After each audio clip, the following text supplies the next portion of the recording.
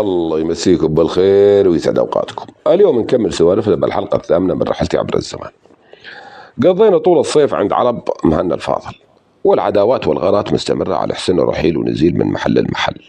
بلش الخريف والعربان صارت تشرج، وعرب مهنا الفاضل قربت من حلب واحنا معاهم نترقب فرصة حدا ياخذنا على الشام. دبرنا حالنا وخذونا العرب المنطقة اسمها السخنة، تحويلها 200 بيت تقريبا، بيها نبع مي سخنة وسموها على هذا النبع السخنة. أهلها أهل كرم، وكانوا يتكاونون على ضيوف، كل من يقول أنا أخذهم على بيتي من كبر كرمهم. ومن كبر كرمهم ما بشيء اسمه بيع وشراء للأكل والشرب بالسخنة، لأنه البيوت كلها مفتوحة للضيوف وللعبرية.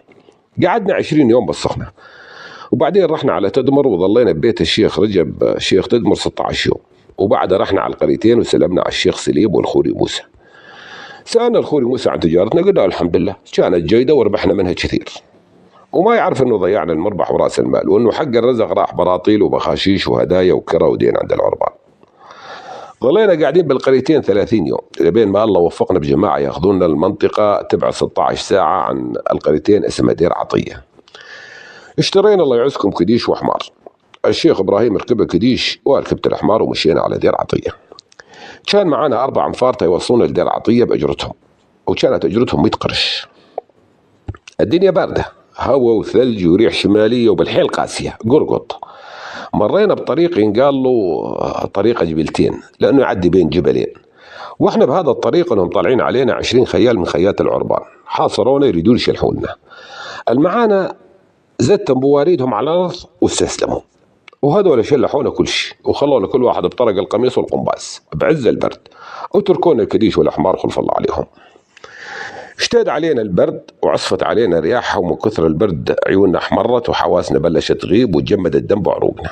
وضع الشيخ ابراهيم والمعاه احسن من وضعي، انا وضعي بالحيل مكركب، يعني حسيت حالي راح اموت. والشيخ ابراهيم شاف حالي شلون تعبان صار يبكي علي واشر بيده للمعانه يقول لهم ساعدوه سووا له شاره.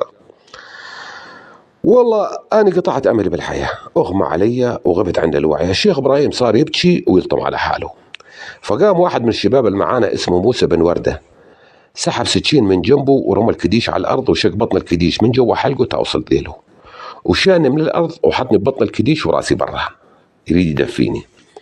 أنا ماني وعيان كل شيء، مغمى علي وموصل للموت. بعد نص ساعة من الدفء بطن الكديش وعيت على حالي ودبت بي الروح من جديد. طالعوني من بطن الكديش وحطوني على ظهر الحمار ومشينا.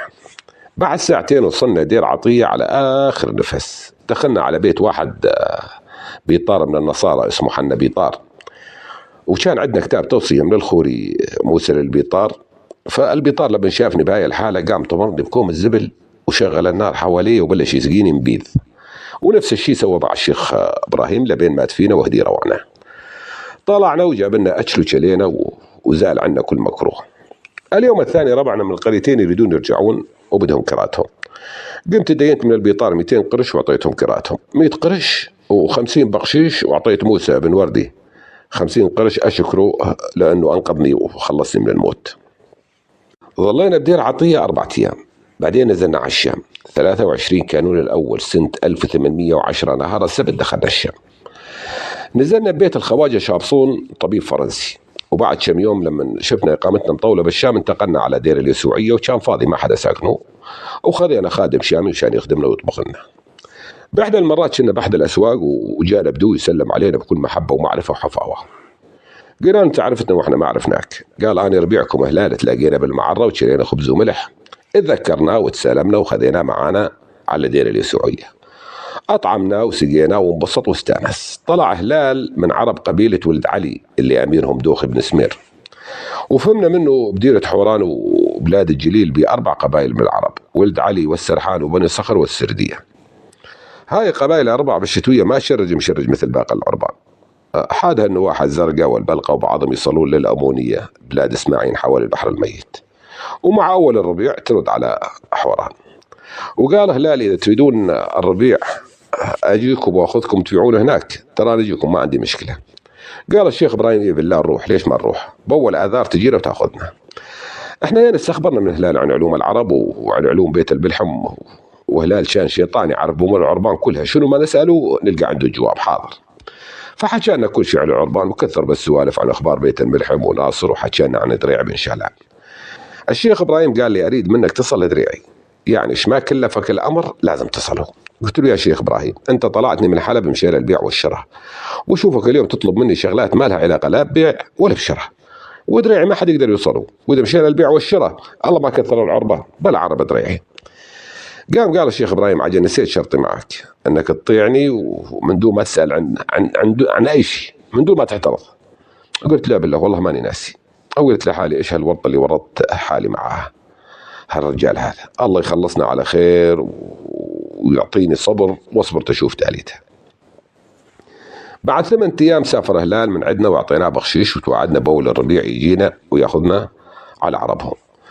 الشيخ إبراهيم كتب مكتوب ودزوا على حلب مع ساعي خصوصي، وبعد 20 يوم جي قفل من حلب وجايب معاه صرة دراهم بيها 5000 قرش كلها ربعيات. فقال خذ دراهم وانزل على السوق واشتري لنا بضاعة مشان نبيعها عند العربان بس يجي هلال ياخذنا. خذيت الدراهم ونزلت على السوق واشتريت بضاعة تقريبا بحوالي 3000 قرش، كل حوايج تلزم بالعربان اشتريتها. بعد فترة من الزمن جانا هلال ومعاه الزمتين ومعاهم بعيرين مشان ياخذونا على عربهم. هلال قال انه عربهم ساكنين بين المزيريب، ومزيريب تبعد عن الشام 3 أيام. وبعد يومين جهزنا اغراضنا وضبطنا امورنا مشينا. كان تاريخ طلعتنا على مزيريب 15 آذار 1811. نمنا ليلتين بالبرية من دون مأوى ومن دون غطا ومن دون شيء. اليوم الثالث وصلنا عربهم، وكان نزل كبير به حوالي 1000 بيت. نزلنا ببيت الشيخ دوخي بن سبير، والشيخ دوخي كان بيننا وبينه معرفة من لما جعل عربا مهنا. استقبلنا خوش استقبال وذبح علينا ذبيحة وكرمنا كرام طيب، والشيخ دوخي من خيرة العربان، وكان الرجال محترم ومقدر بين ربعه وبين القبائل الثلاثة الثانية اللي بالمنطقة. ثاني يوم فتحنا بضاعتنا وبلشنا نبيع. طبعا قدمنا هدايا للشيخ دوخي وأكابر القبيلة وظلينا عندهم بنزلهم 15 يوم، وبعدها توجهنا لقبيلة السرحان. مشينا 10 ساعات مغرب، وصلنا عند عربهم عرب السرحان، وكان نزلوا تقريبا حوالي 200 بيت. شيخهم من قالوا الشيخ دغيم بن علي، ومرت الشيخ دغيم بنت الشيخ دوخي بن سمير. فالشيخ دغيم حسن المنظر والسلوك وكان شكله زين ومهندم، بس عنده شوية طمع بينا وخذ منا بضاعة ب 200 قرش وما انطانا حاجة. المهم ظلينا عند عرب السرحان 8 أيام، وبعدين توجهنا على عرب السردية ومعانا هلال وواحد من عرب السرحان. مشينا 18 ساعة مرحلة واحدة، ما ارتحنا ولا وقفنا. 18 ساعة ماشينا باتجاه الجبلة. طبينا على عرب السردية نص الليل، وصلنا بيت شيخهم وكان اسمه الشيخ فدغم ابن سراج، وكانت عربه حوالي 1800 بيت. مكان مسكانهم اسمه الصالح. الشيخ إبراهيم قدم هدايا للشيخ فدغم وأكابر العشيرة بحوالي 500 قرش، والشيخ إبراهيم كان كثير مبسوط منهم لأنهم جماعة معشرانية ويحبون الضيف.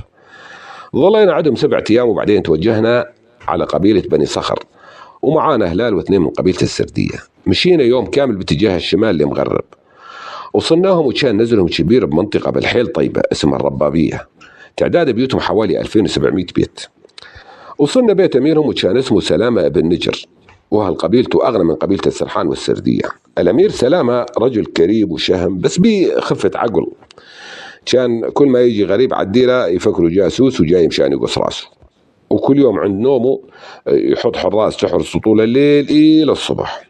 سألنا أهل بيته إنه هذا إيش صاير معاه، شنو مرضه، شنو وسواسه. قالوا والله هذا لما كان عمره 10 سنين وقع بالبير، ومن يومها صار عنده هالوسواس، وكل ما يكبر معاه وسواسه. أو حاليا نشوف كل ما يجينا حدا غريب على الديرة يقول هذا جاي يقطع راسي تا يوديه لابن سعود. مع العلم احنا والوهابي طياب يعني، ومن قبائل حوران احنا أكثر قبيلة راضي عنا الوهابي، وكل سنة نعطيه 10 البال تا نكتفي شره. فما في ولا قبيلة بكل عربستان راضي عنها الوهابي مثل مراضي عنا. المهم ظلينا عند عرب بني صخر 11 يوم، بعدين قلنا لهلال احنا بدنا نرجع على الشام نجيب بضاعة ونريدك تيجي معانا. أزلم ووافق ورجعنا على الشام ومعانا هلال. ثاني يوم جانا هلال بخبر من بعض العربان شافهم بالسوق، يقول درعي نازل على الجزيرة حوالي زيته، وابنه سحن نازل على عرب مهنا غازيهم الحسنة، وغانم منهم شيء كثير. ومهنا الفاضل ساكن حوالي القريتين. الخبر هذا فرحني لأن الشيخ إبراهيم رايد مني أصل أدريعي، وعلى هاي الأخبار أدريعي صار حوالينا. فقلت له هلال تقدر تاخذني على أدريعي؟ قال هلال تعرف احنا وعرب مهنا بالحال واحد، والأروضة دشماننا، وأنا ما أعرف حدا من الأروضة، وإذا حدا منهم تلقانا ونهبنا أنتم تخسرون ولا يلحقنا العار. قلت له العمل. قال اصبر بلشي باكر أدور على حدا بالسوق وأشوف الله شلون يدبرها.